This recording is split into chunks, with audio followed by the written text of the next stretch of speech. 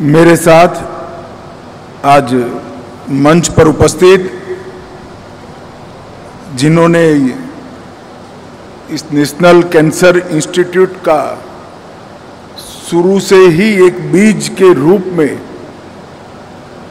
बीजारोपण कर वटवृक्ष बनने तक की चिंता की है, ऐसे महाराष्ट्र के सम्माननीय मुख्यमंत्री श्रीमान देवेंद्र फडणवीस जी,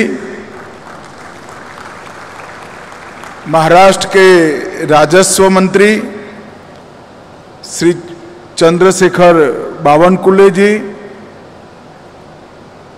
भाई समीर मेघे ji, Shri Jean Touboul ji, CEO पernod Rika इंडिया, श्री सुनील मनोहर जी, श्री अजय संचेती जी, श्री प्रसन्ना मोहिले जी, श्री शैलेश जोगलेकर जी, श्री आनंद पाठक जी, श्री आनंद जी और आज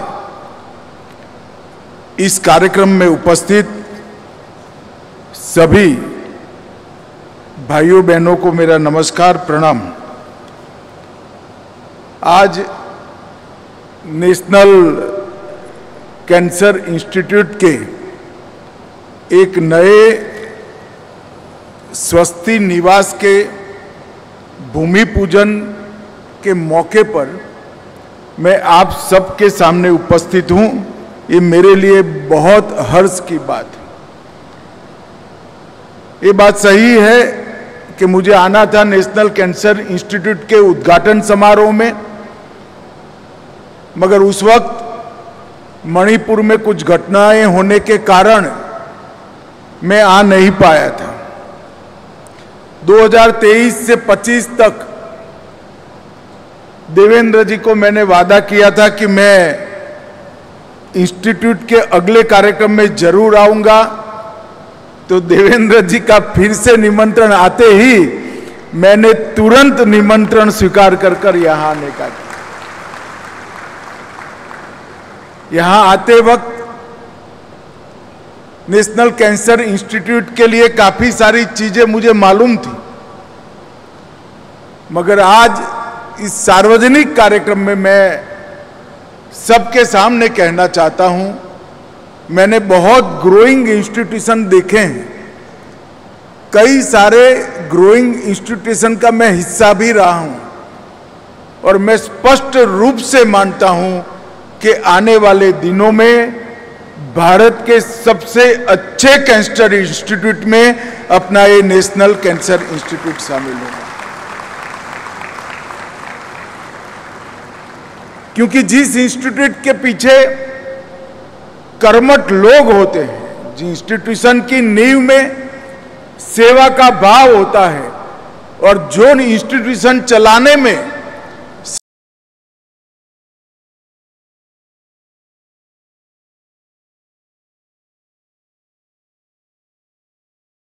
बढ़ते भी है और लंबे समय तक सेवा करते हैं।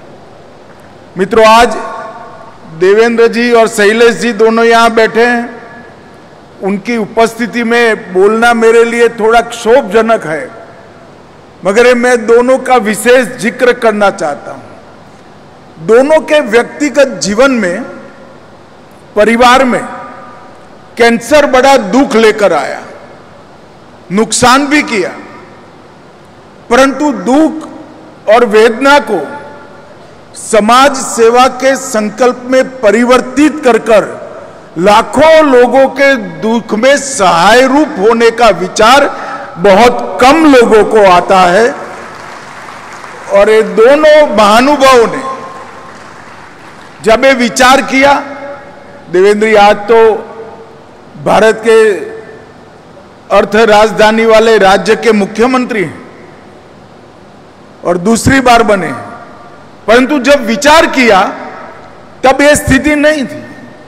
उस वक्त एक कल्पना करना कि हमारे परिवार पर जो दुख आया है, हमारे परिवार पर जो आपदा आई, ऐसी आपदा जिन जिन के परिवार में आए, इस सब के लिए एक स्थान ऐसा बनाना कि सरलता से वो दुख का निवारण हो सके, उनके परिजनों का इलाज हो सके। और देखिए साहब, शुभ संकल्प जो होता है, इसको आशीर्वाद ईश्वर का भी मिलता है, समाज का भी मिलता है। और आज वो बोया हुआ बीज हमारे सामने एक वट वृक्ष बनकर यहाँ पर खड़ा है और हजारों लोगों के जीवन में से दुख दूर करने का काम कर रहा है। मित्रों, पश्चिम के देशों में अस्पताल का कंसेप्ट अलग है और हमारे समाज की रचना, हमारी कुटुंब व्यवस्था और हमारे परिजनों के प्रति लगाव, ये हमारी संस्कृति अलग है। पश्चिम के देशों में जब कोई बीमार होता है तो पेशेंट को अस्पताल के हवाले करते हैं, जब रिपेयर हो जाता है, स्वस्थ हो जाता है, वो चला आता है।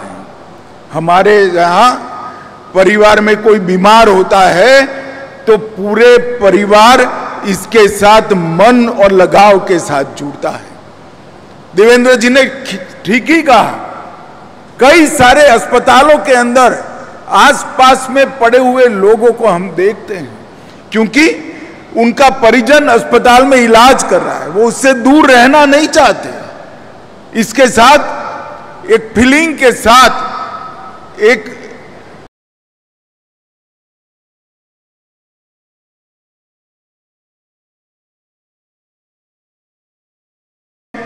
कहां रखें, पेशेंट के लिए ही बेड नहीं होता है। आज इस स्वस्ति निवास की कल्पना कर कर हमारे भारत के अस्पताल बनाने के फील्ड में एक नए प्रकार का विचार देवेंद्र जी आपकी टीम ने किया है, कैंसर इंस्टीट्यूट की टीम ने किया है, जो आने वाले दिनों में हमारे परिवार की संवेदनाओं को जीवित रखेगा। इसलिए मैं आपको बहुत बहुत बधाई देता हूं। यहां कोई भी पेशेंट आएगा, एक रोड क्रॉस कर अब रोड भी क्रॉस नहीं करना, उसकी भी आयोजन है, तो एक ही रोड क्रॉस कर अपने परिवार के जन को देखकर आकर यहां आरामजनक रात्रि निवास कर सकते हैं, स्वास्थ्यप्रद भोजन भी प्राप्त कर सकते हैं और कम से कम खर्च में कर सकते हैं। ये आयोजन से आज इस कैंसर इंस्टीट्यूट को परिपूर्ण करने का काम संचालकों ने किया है। मैं सभी को बहुत बहुत साधुवाद देना चाहता हूं। मित्रों, यहां मैं जब आया हूं तब एक बात जरूर करना चाहता हूं कि आबाजी थत्ते सेवा और अनुसंधान संस्था द्वारा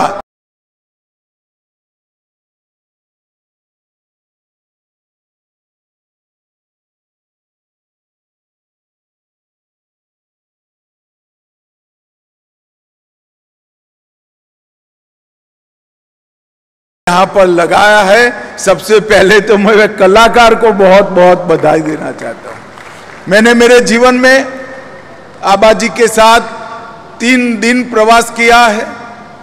45 साल तक परम पूजनीय गुरुजी और परम पूजनीय बाला साहब देवरस जी के सानिध्य में एक मूक सेवक बनकर संघ और ये दोनों सरसंचालक की सेवा करने का काम आबाजी थत्ते ने किया।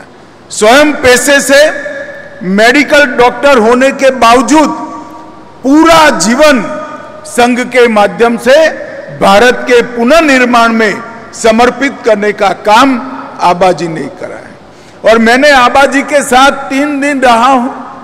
इतना बड़ा त्याग, इतना बड़ा समर्पण, मगर चेहरे पर, व्यवहार में और व्यक्तित्व में कहीं अहंकार की बूंद भी न मिले, इस प्रकार का सालस व्यक्तित्व आबाजी थत्ते का था। और आबाजी के नाम से उनके सेवा संस्थान द्वारा ये कैंसर इंस्टीट्यूट चल रहा है, तो निश्चित रूप से आबाजी और कई सारे समर्पित लोगों का आशीर्वाद इस इंस्टीट्यूशन को जरूर मिलेगा, इसका मुझे विश्वास है।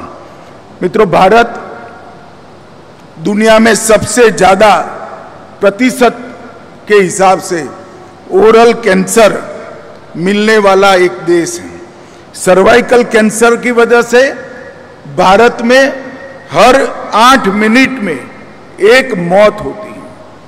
कुछ साल पहले कैंसर एक अलभ्य इलाज माना जाता था, मगर ये 15 साल के अंदर देश भर में कई अच्छे कैंसर इंस्टीट्यूट बने और इसके माध्यम से कैंसर के इलाज को सुलभ कराने का काम किया गया।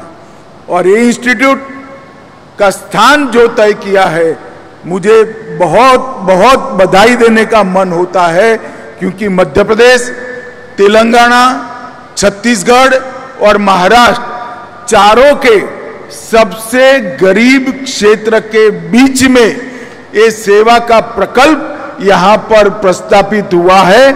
आज मैं टूर कर कर भी अंदर आया, जो भी पेशेंट मैंने देखे मध्यम वर्ग, निम्न मध्यम वर्ग और गरीब वर्ग के दिखाई पड़े।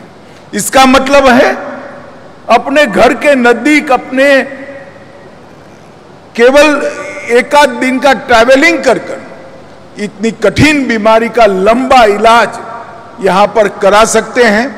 बार बार कीमोथेरेपी, रेडियोथेरेपी लेने के लिए जब आना पड़ता है, तब ये ऐसे क्षेत्र में ये कैंसर इंस्टीट्यूट खुला है कि जिसको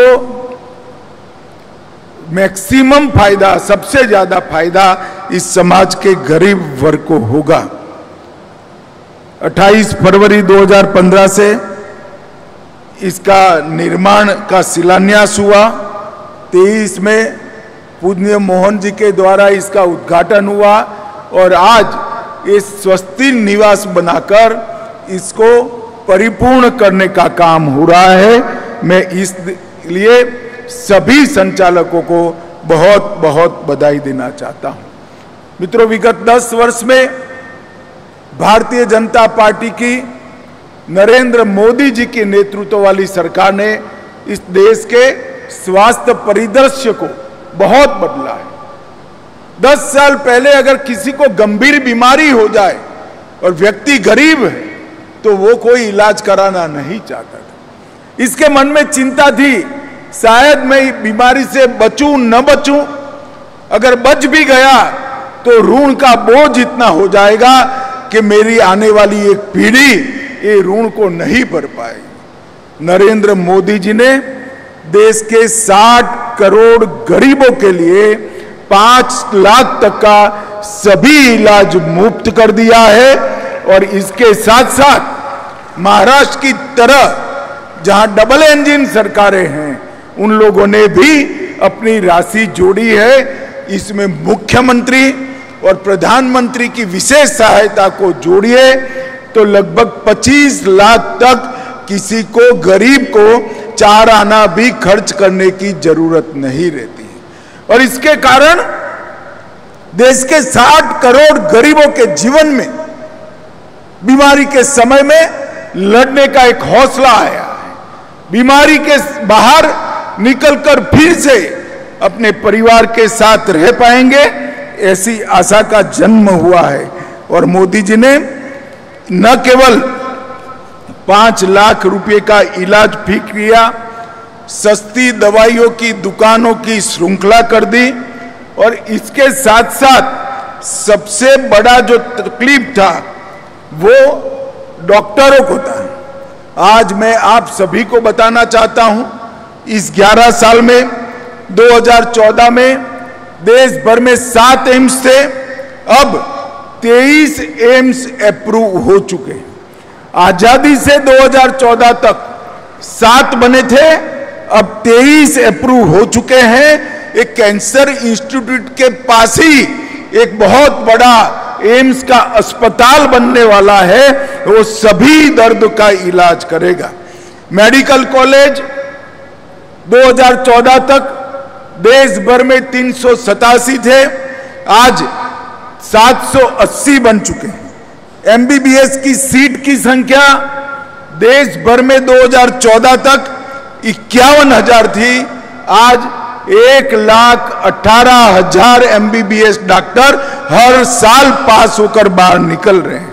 और पीजी सीट की संख्या 31,000 थी, इसको बढ़ाकर 74,000 तक करने का काम किया है। ये कांग्रेस के लोग जब घूमते हैं तब कुछ भी बोलते हैं, इनका ये संस्कार है। और मैं जब बात करता हूं तो उनको बहुत बुरा लगता है, मगर आज मैं उनको फिर से एक बात बताना आया हूं। 2013-14 में सरदार मनमोहन सिंह की अंतिम कांग्रेस सरकार का बजट, स्वास्थ्य का बजट 37,000 करोड़ था। और 2025-26 में मोदी जी ने 1,35,000 करोड़ का सिर्फ स्वास्थ्य का बजट इस पार्लियामेंट में पारित किया। 37,000 से 1,37,000, 35,000, 1 लाख करोड़ रुपए का खर्च स्वास्थ्य में बढ़ाया। और पीएससी, सीएसटी, टेलीमेडिसिन, स्पेशलाइज्ड अस्पतालें, इसके अंदर 5 लाख तक का इलाज फ्री, 70 से बड़ी आयु वाले हर व्यक्ति का इरिस्पेक्टिव ऑफ इनकम 5 लाख तक का इलाज फ्री, और सस्ती दवाइयों पर हर साल 10,000 करोड़ का खर्चा। ये सब मिल मिलाकर आज देश के स्वास्थ्य के परिदृश्य के अंदर मोदी जी ने बड़ा परिवर्तन किया है। और बीमारी ही ना आए इसके लिए अंतर्राष्ट्रीय योग दिन से शुरुआत की, फिट इंडिया की शुरुआत की, खेलो इंडिया की शुरुआत की, हर घर में शौचालय बनाया, हर घर में पीने का पानी का नल पहुंचाया, और हर घर में चूल्हे को निकालकर साफ ईंधन का गैस का बोतल भी लगाया। बीमार होने वालों की संख्या को कम किया और बीमार को रिपेयर करने वाले बजट में बढ़ोतरी कर इस देश के पूरे स्वास्थ्य क्षेत्र को, स्वास्थ्य के फील्ड में बहुत अच्छा परिवर्तन नरेंद्र मोदी जी लाए हैं। भारतीय जनता पार्टी की सरकार लाई है, और जहां जहां भारतीय जनता पार्टी की सरकारें हैं वो सभी जगह इसका एक अच्छा इकोसिस्टम भी बना है। फिर भी मैं मानता हूं सरकार अकेला समाज को स्वस्थ नहीं रख सकती। इस प्रकार के इंस्टीट्यूट जो समाज के बल पर चलते हैं, समाज सेवा के आधार पर चलते हैं, वो हमारे देश के स्वास्थ्य क्षेत्र की रीढ़ की हड्डी। और यहाँ पर आबा जी के नाम से चलने वाली संस्थान द्वारा संचालित ये नेशनल कैंसर इंस्टीट्यूट आने वाले दिनों में पूरे देश में सबसे अच्छे कैंसर इंस्टीट्यूट में नाम निकालेगा, इसका मुझे पूरा भरोसा है। आज देवेंद्र जी ने भी कहा है, मैंने उनको सुझाव किया था कि यहाँ रिसर्च का भी काम होना चाहिए, इन्होंने इस बात को स्वीकार किया है। मैं देवेंद्र जी को विश्वास दिलाना चाहता हूँ, रिसर्च फैसिलिटी के लिए इस इंस्टीट्यूट को जो भी मदद की जरूरत होगी मैं जरूर करने का प्रयास करूँगा। फिर से एक बार सभी को, विशेष रूप से इसके साथ जो डॉक्टर मनोयोग के साथ लगे हैं वो, और शैलेश और बाकी सारे लोग जो संचालन में लगे हैं, इस सभी को बहुत बहुत साधुवाद, अभिनंदन। भारत माता की जय।